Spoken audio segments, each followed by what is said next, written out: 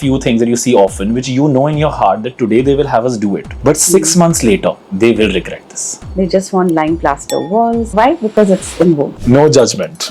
Somewhere deep down, everybody knows what they really want. There are 100 decisions at every point, and I know for a fact it's frustrating. How do you simplify decision making for homes? I have this joke with a lot of my designer friends. We are like part psychologists. Nobody has the right answers, but some credit to a 27-year-old company where शायद कुछ जानते होंगे, कुछ तो पता ही होगा. What did you want to be when you were 10 years old? Oh wow, why are you asking such deep questions? So Indian moms are known to have like a lot of storage in the house. That becomes hoarding. Luxury, everybody is saying luxury, we do luxury. Luxury is when you actually find the time to enjoy what you've created. No, आप बताओ अच्छा क्या है? मेरे को ही अच्छा बताना है eventually, so that it is my taste. But I know a lot of people who wear only blacks and beiges, but are the most colorful people otherwise. The white tube light should be banned. God. Defend it or bury it. Bury it now. The best money you've ever spent and you have no regret. Oh my God, I can't say that. People will judge me. If you were a drink, what would you be and why? I don't drink alcohol, so... I never said alcoholic drink. Hello, I'm Vineet and I'm the founder at Rad Living. We're doing a very cool conversation show and we're meeting some crazy good interior designers across the country. Welcome to the first episode of Sense and Nonsense, where we decode how we bring sense to the home while it has the nonsense of you. Honestly, I was very scared last night because this is the first time I'm sitting down with somebody for a podcast, and I think it's a very serious thing to do, which I usually am not a very serious person, okay? So, and you are a podcaster yourself. So I was thinking, wow, the first time I'm sitting down with somebody is with somebody who's already so good at it.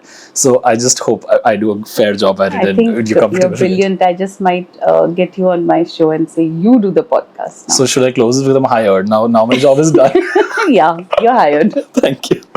Okay, good. So just to get started, if you could tell us a little about yourselves and what is the story? Okay, so I'm Devika Khosla, creative director of The Works Interiors, also the co-founder of this interior design firm that we started. Raj and I started this almost 27 years ago. Gosh, we sound old, but not old here, I hope. Yeah, and this firm was started with, we found a gap back then when we were just newlyweds. We wanted to design our own home. We were not able to find the right pieces of furniture to do it up. So we designed things ourselves, we got them made, and that's how, this whole story began. Okay. And here we are today.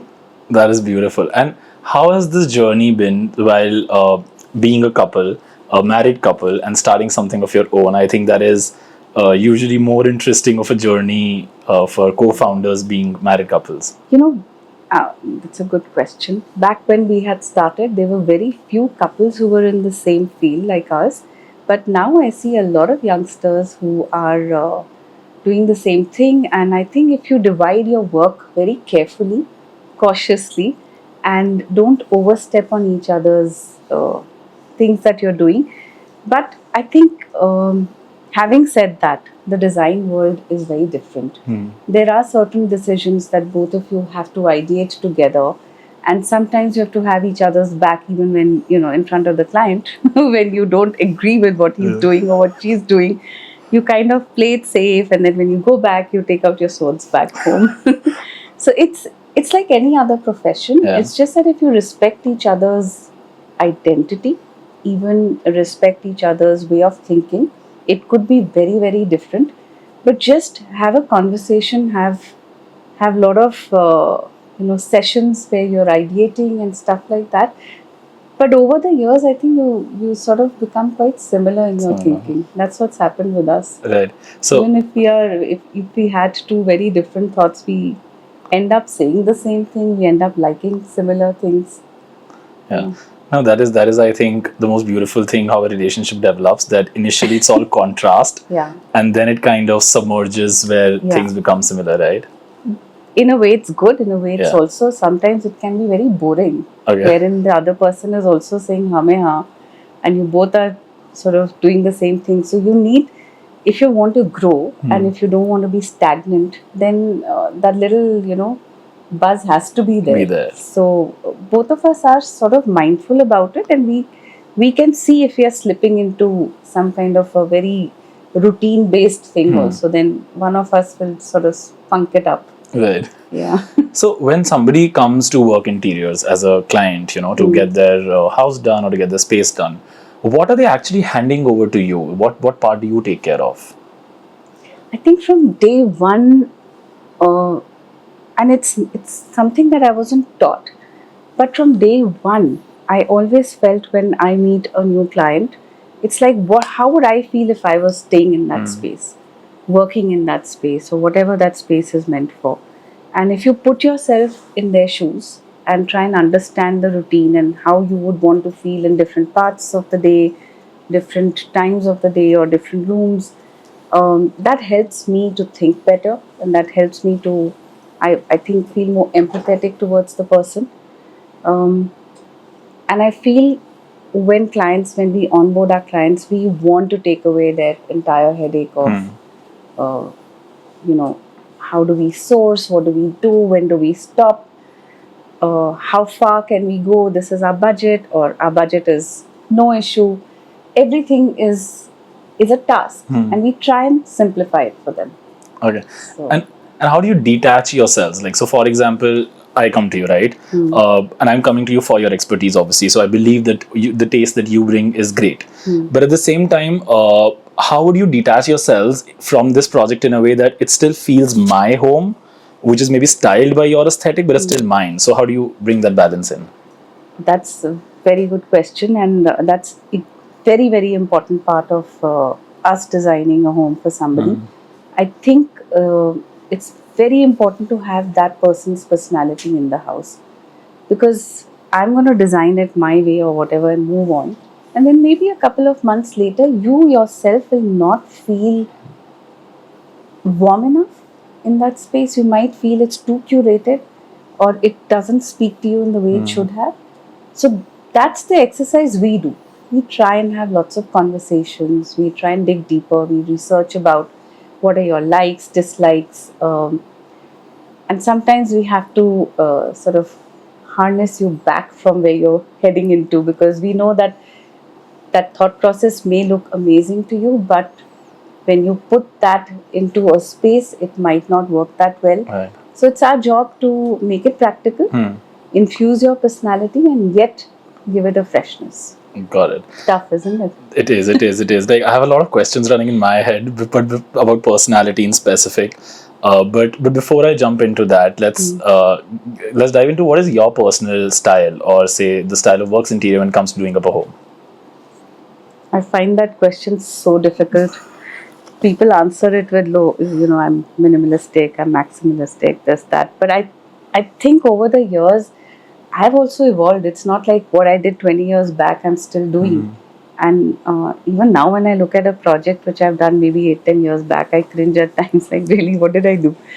So I think every few years, there is a very new range of materials that comes into the market. There are new ways and techniques that come into the market. And so all architects and designers keep evolving. They keep seeing something new. And so coming back to the taste question, I would think we like to be called layered.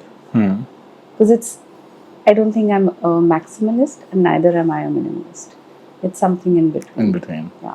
Nice. No, actually, I was very much with you on that thought where, tastes keep evolving, because as a founder myself at Rad Living, what I observed is that when I started the brand, I was 27, and now I'm 32, but that is off the record, so we'll cut it. But beyond that, one thing I observed is that when I started the brand, how I looked at playfulness, or how I looked at something feeling premium versus how I do today has really evolved. And even the personal taste of a person kind of evolves and graduates as you travel, as you expose yourselves to a newer environment, so as to say, right? And I think that's a very, very good, interesting part of personal growth. True. So in the world of design, like you said, I'm sure there is a personal journey. And for a homeowner also, I think that'll stay true, because today when we do a house in a certain way, a few years later, we might want to do it differently, right? Now, which brings me to this concept, when we do our wardrobes, for example, we look at the blacks, the beiges, the neutrals, which are always there for us. And beat any occasion, if you don't know what to do, we'll pull out one of them, move ahead, right? What are those quintessentials for styling your home that stay over time, and not just like timeless, but like things that are the beiges, blacks, and the neutrals of a house that stay.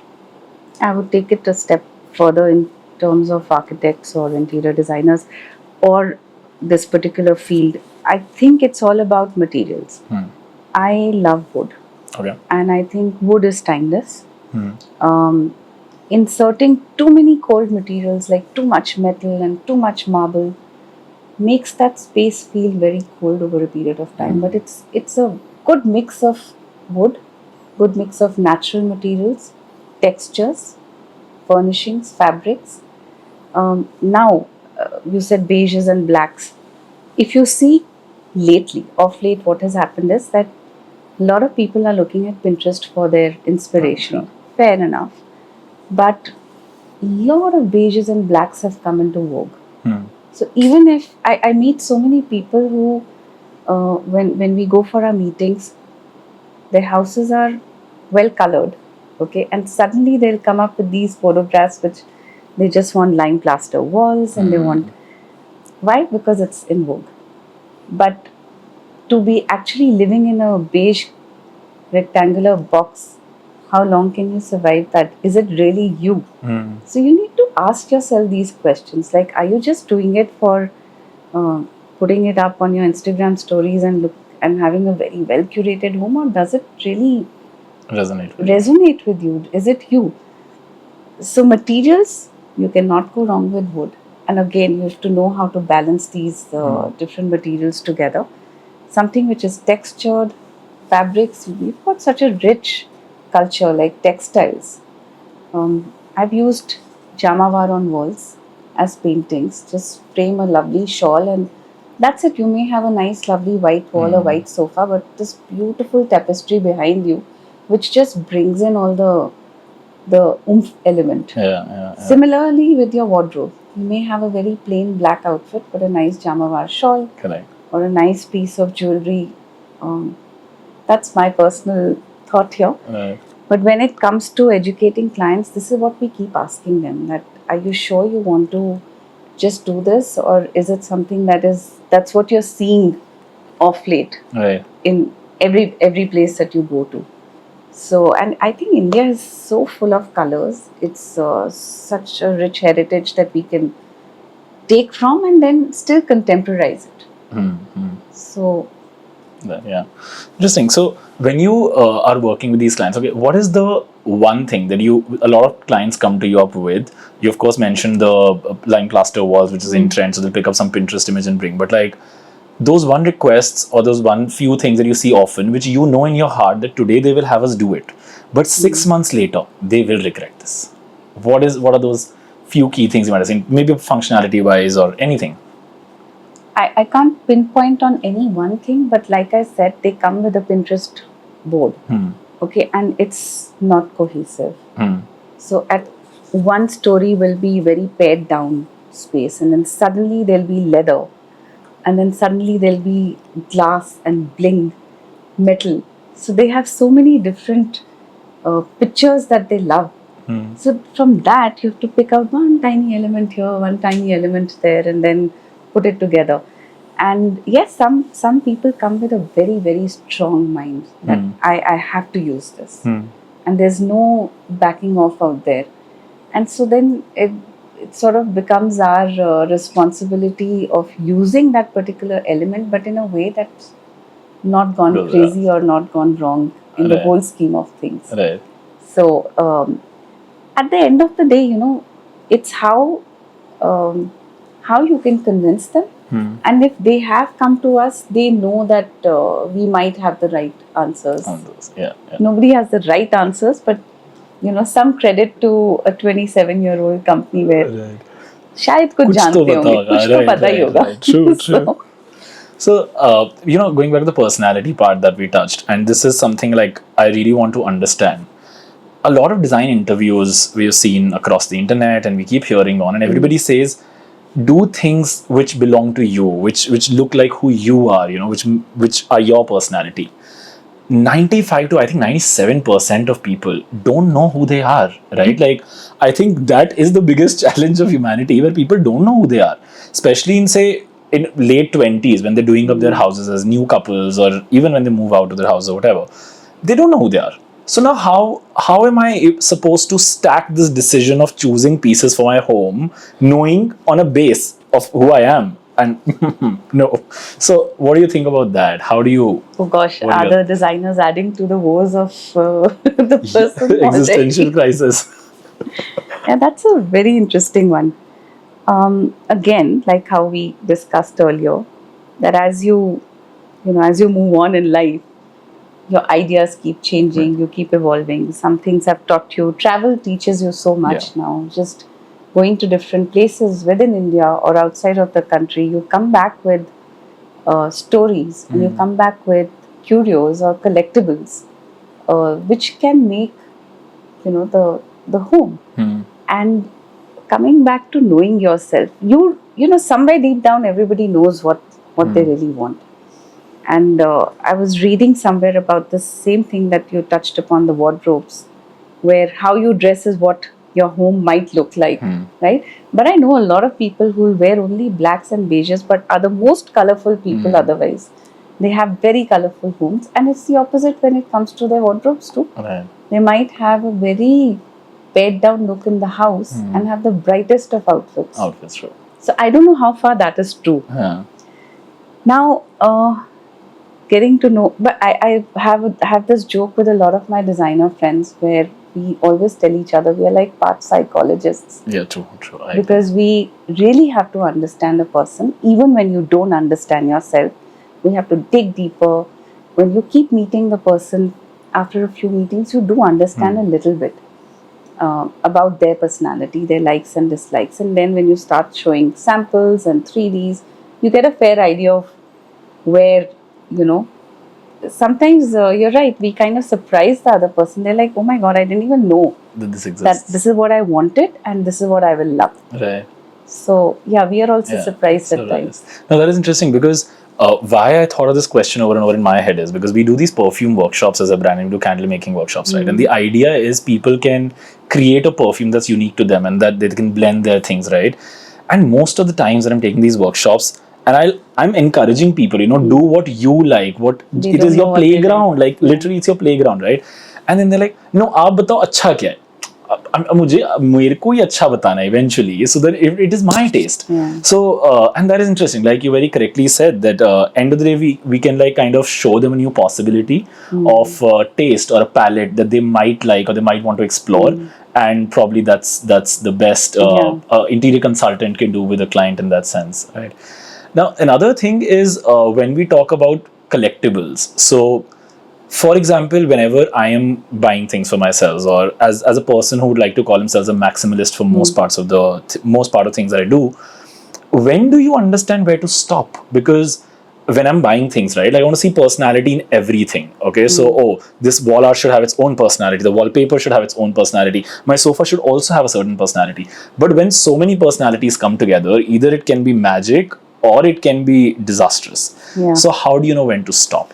I think that's my biggest advice I give to my clients, that you should know when to stop. Now, how do you know when to stop is when, let's say, you have a wall that you've done full of shelves and you want to stack things up neatly. So you have a collection of books, you have your collectibles, you have different art things, or so you bring everything out, start stacking and see, keep going back and looking at the wall and trying to understand what really pleases your eye. What I personally do for my own home, and this is what I also do for my clients, we do 3 edits: a winter, summer, and a spring edit. Okay, wherein we play with the furnishings. We've done the basics, and then we do a winter set of cushions and the rug. We do a summer set of cushions and the rug. So that way you can stack back stuff that you have loved, and then we can categorize them in different ways. You could do a winter, summer, spring. You could even categorize them color wise. You could take 2 colors out and play with those elements. I have clients who have lovely collection of art. Okay, but all of that cannot come on the walls. True. So we've created a space where the art gets stacked, and then it can get replaced after a few months, or it just comes out maybe for Diwali. So things like that. So yeah, you kind of need to know how to curate your home also. Right. Not, it shouldn't look curated, Right. but at the same time, it should be done so that you are not bored Right. and you enjoy every piece that you have picked. Right, right, right. No, this is interesting because like I've never thought of it in this way where people actually can have like 3 home wardrobes of soft furnishing Yeah. and then like just change them over Yeah. time. And it's also easy because the chances that you'll And mix I'll merge let you in on everything. a secret. I learned it from a client. Really? Really? Wow, that is She's interesting. so well traveled, and this is about 10, 12 years, maybe 15 years back.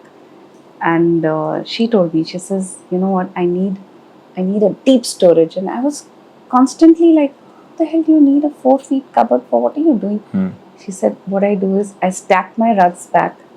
Winter rugs will go, and I want this height. And I think that's a brilliant suggestion. Idea. Borrowing it for all my other work that I do. True.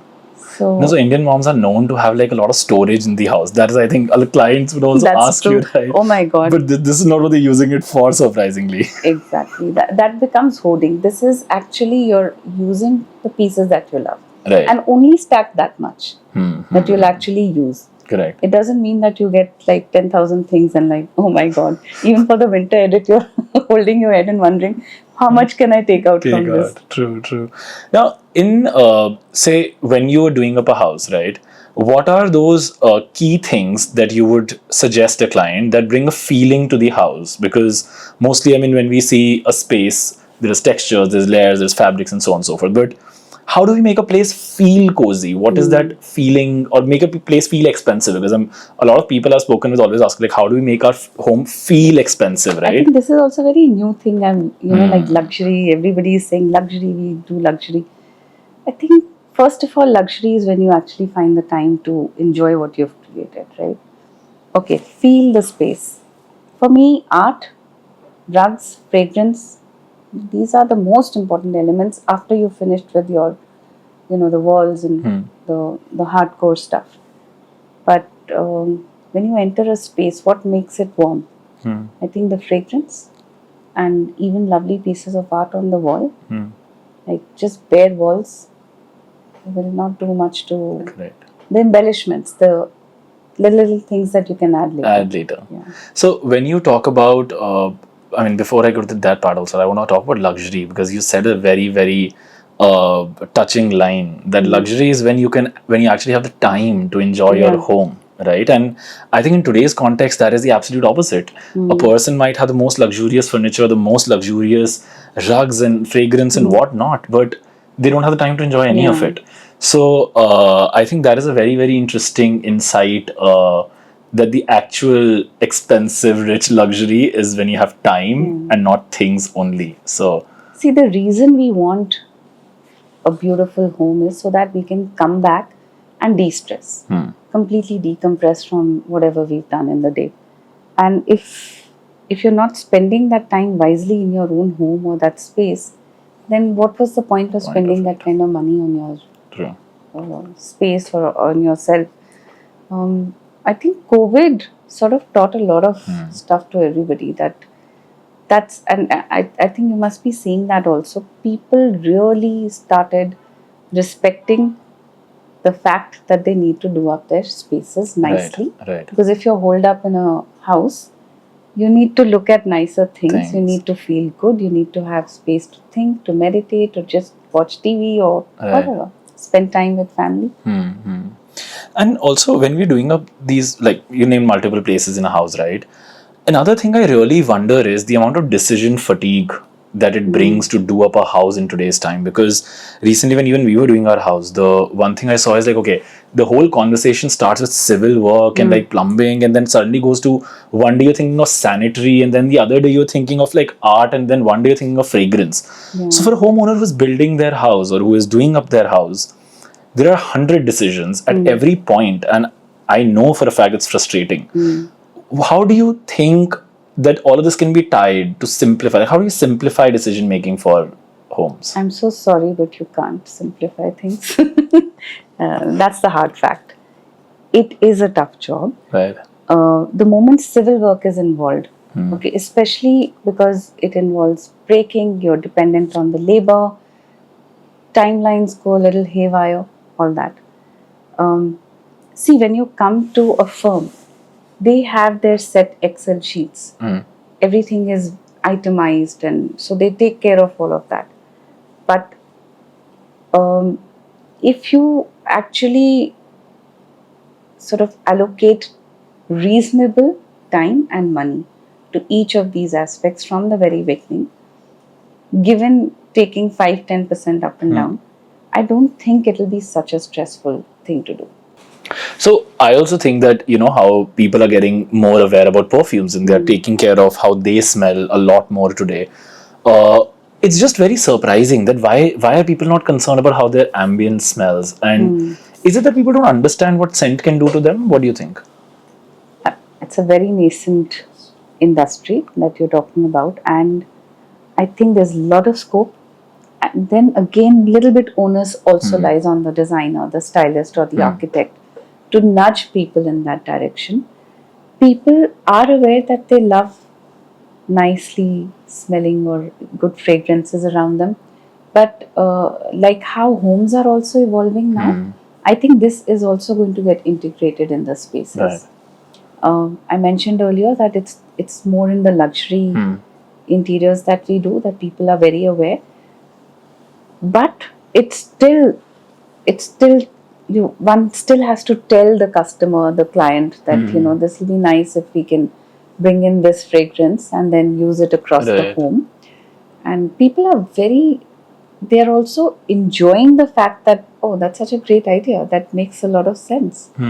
And so people are using this in their wardrobes or Right. in their bathrooms or kitchen, but they've still not started doing it for the living area or the lobby or yeah. So I think again, That's actually one pretty just has interesting to. insight. That's a very interesting insight because as home fragrance brand ourselves, a lot of times we think that people will be more concerned about guest areas than more personal areas like their wardrobes. But what you're saying is actually quite the opposite, is it? No, they're doing it for their wardrobes, their kitchen, Yeah, and the yeah, yeah. bathroom, but not for the guest Guest area. Yeah, areas. not for the common spaces. Wow, I'm actually very glad to hear it that people are actually concerned about how their personal spaces smell more than Yeah. what others would smell when they come to their house. Yeah. I think because otherwise, usually it's just the opposite. And I think you can thank Instagram for that, because a lot Yeah. of Instagram reels make it to everybody's phone. Yeah. And seeing that over and over again, you understand, okay, if I put my sandalwood in this Right. wardrobe, or something like cedar, which will take care of my woolen. And so people are very aware of Aware, it. right? And how do you design a home fragrance system? Like, say, for example, if you're doing a client house, what are the objects you would use across the house? How would you do that? So, in one of our conversations where we try and understand the person a bit more, especially if it's multi-generational, then definitely the parents, they're very aware of the fragrances. They say, ki, this is the thing that we like, and we would like this to the puja area or our room to smell like this. So then yeah. we build upon that conversation, and sometimes I mentioned sandalwood. Sandalwood can also be very puja, very Right. mandir oriented. Right. And they are also very fond of agarbattis. Right. So suddenly the grandchild will say, "Oh, but I don't like that," and then I don't like the smoke in my room. Keep it away and stuff like that. So that's where the conversation actually begins. Right. And then we nudge a bit more and say, "Would you like a diffuser? Would you like a candle? Would you Right. like an incense? Some drops of oil and things like that." So, and we build from there. There. And then we come to a common fragrance that they can use in a living space or a Right. dining area. Usually, you prefer personally, would you prefer scents that are more natural being inside your house, like say lavender, eucalyptus, jasmine, neroli, etc., or would you suggest a variety? Like, say, for example, the living room should be more perfumed, so as to say, and then so what is your thought on palettes across home? I would suggest for a smaller apartment, keep it one fragrance. Okay. Because in a small, like for example, in my home, I just walk there and I enter my room. I can't have very stark different. And also when they'll sort of merge, it'll be a Right. funny situation. So I try to keep it similar for a smaller Right. apartment. But if you have a very large space, like a multi-storied house or a villa or a farmhouse, where you have large living spaces, huge entry foyers, That's where you can sort of build for the common space. Hmm. And then for your personal zones, you can do something different, which is Right. maybe which will aid in sleeping, which Right. will aid in calming you down. Right. So then you can build with 2-3 different fragrances at best. I Right. would still try and keep one fragrance for the common spaces, but maybe one odd extra for a space which is sacrosanct to you. To you. Yeah. Okay. And what is the most illogical thing that you like to do, say when you're doing your house? Like something that's so Illogical. personal to you that it has to make no sense to anybody else. It's just your own illogical world. Is there something like that for you? Oh wow. What? Why are you asking such deep questions? So I don't know, like What's the most illogical thing Yeah. that I do? What's my quirk? quirk. Yeah. What's your quirk? Let's say this way. Okay, so my quirk, I love agarbattis. Okay. Okay, more than candles and fresh flowers and agarbattis. Okay. I have to light one when I begin something. In the morning, तो मैं करती हूँ, but then like, my quirk is I love dusting. If I don't clean a space, I don't feel I'm in my zone. Yeah. And so the agarbatti process and cleaning and putting fresh flowers is all part of my zoning. Zoning. Yeah. So these are rituals. These are my rituals. Yeah. And agarbatti, I mean, agarbatti, most of the people in India always associate with mandir, right? Like at least in my house, if I can say, not now that we do this business, not anymore, but like usually. You can't say that. No, I can't say that. But honestly, mostly it's associated with mandir, right? कि जब पूजा होगी तो करना है, right? But normal life में, like you are saying, you use अगरबत्तीज on daily basis when you're cleaning. तो ऐसा gap कहाँ आ गया कि लोगों को ये मंदिर का एसोसिएशन बन गया? नहीं, I think association था, अब नहीं Okay. है. अब I नहीं feel है. अब Okay. नहीं है. अच्छा, okay. Because Okay. I think the agarbattis have also really sort of evolved. Right. They're not those typical agarbattis. You have such beautiful fragrances within Right. that.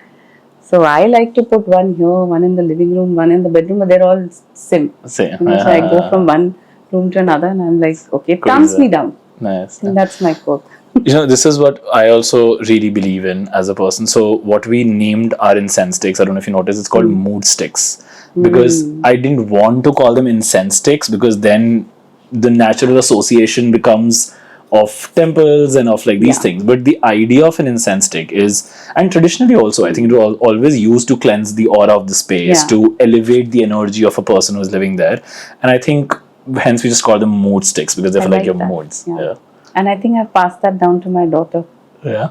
When she comes Nice. back to India, she takes like a dozen boxes back Okay. with her. Yeah. So this time she'll take mood sticks She'll back. take mood sticks.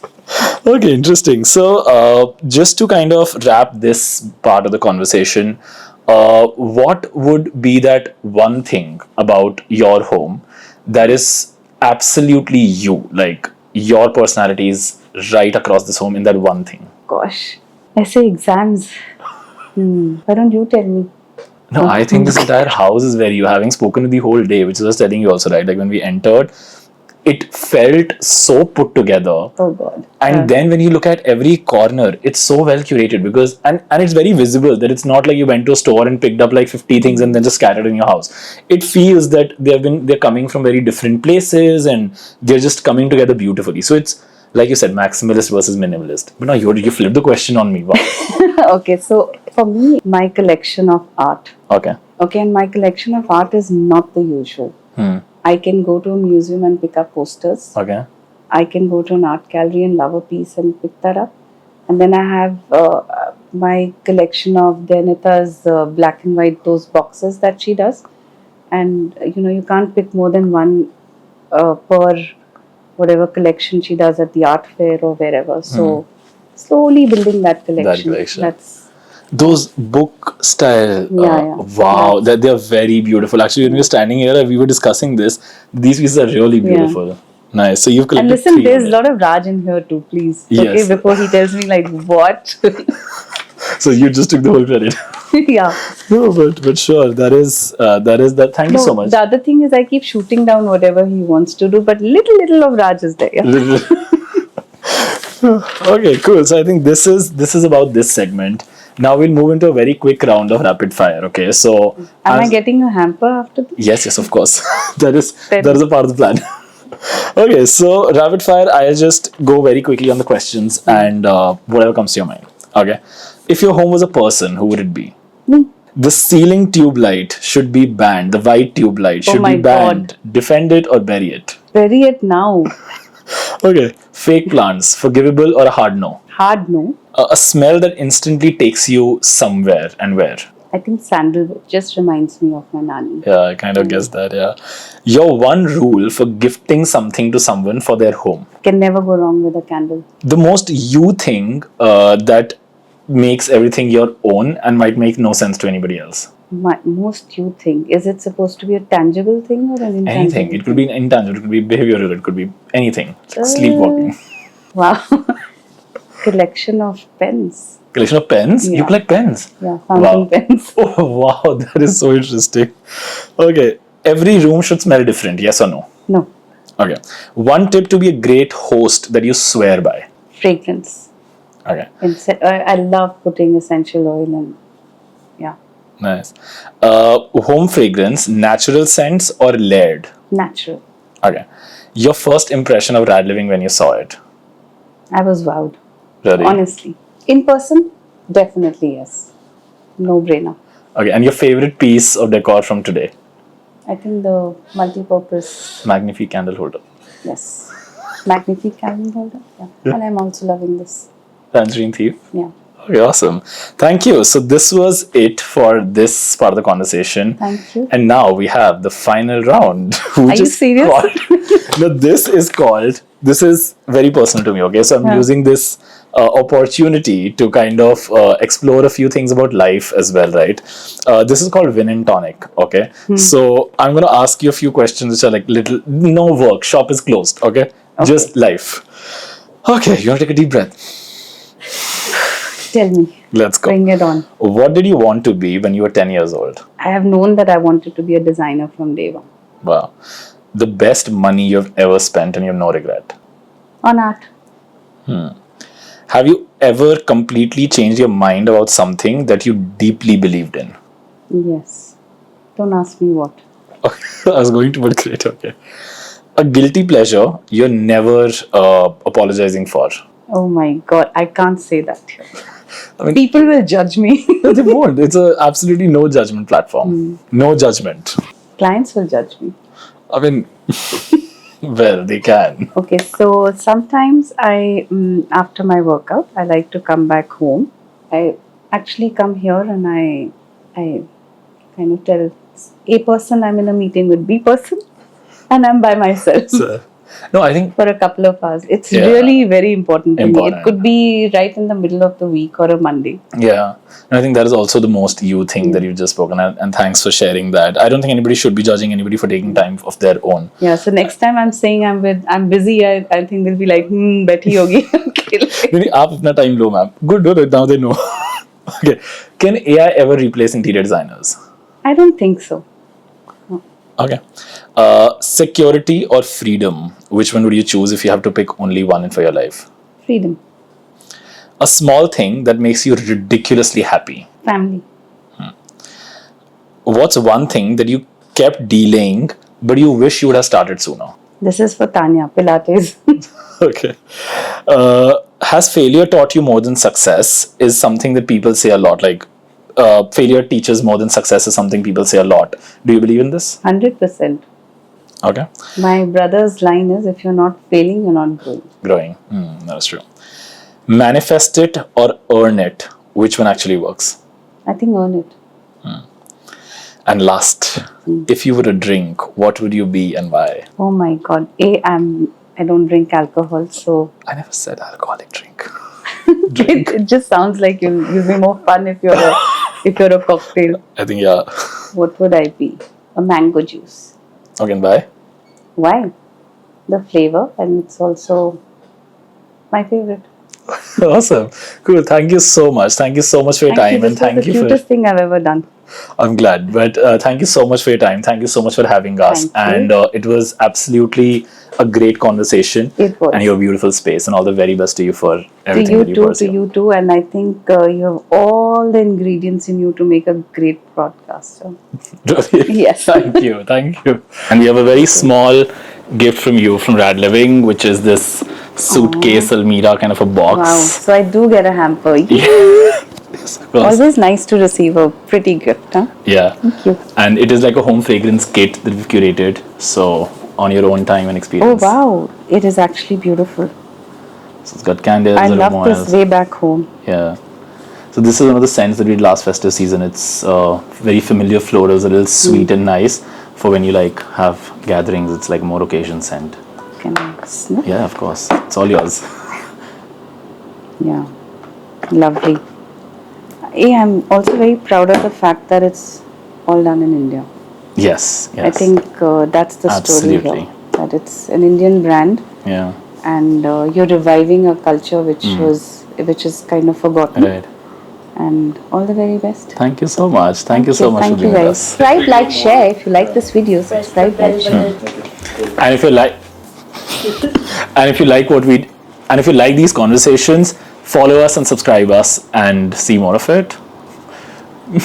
No. Okay, again.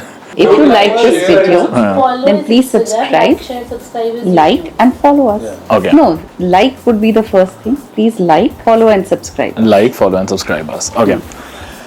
Okay.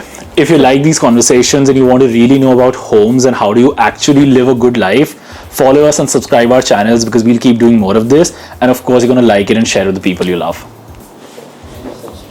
Okay.